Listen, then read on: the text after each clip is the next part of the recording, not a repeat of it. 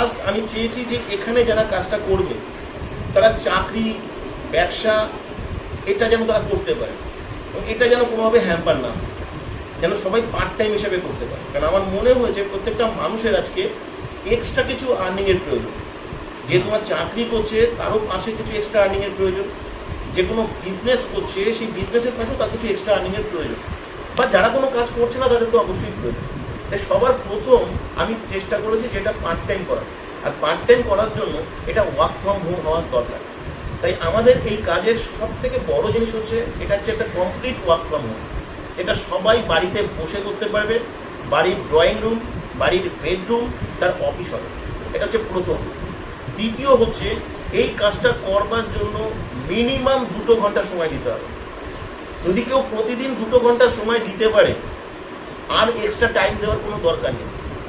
Naturally সে যে কাজটা করছে বা বিজনেসটা করছে, কেউ 10 ঘন্টা 12 ঘন্টা ডিউটি করতে পারে, সে সেটা করুক।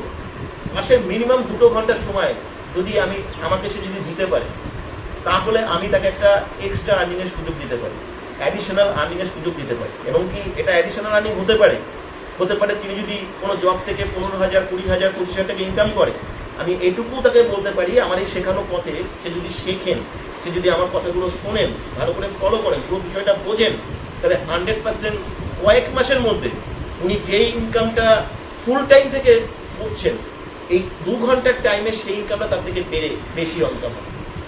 আর আমি তাদেরকে কখনোই কোনো মার্কেটিং, যেহেতু আমি নিজে সমর্থন করি না, মার্কেটিং করতে বলবো না, আমি কোনো নেটওয়ার্ক মার্কেটিংকে নিজে সমর্থন করি না, কাউকে আমি জয়েন করাতে বলবো না, এখানে কিছুই করতে হবে না, ঠিক আছে?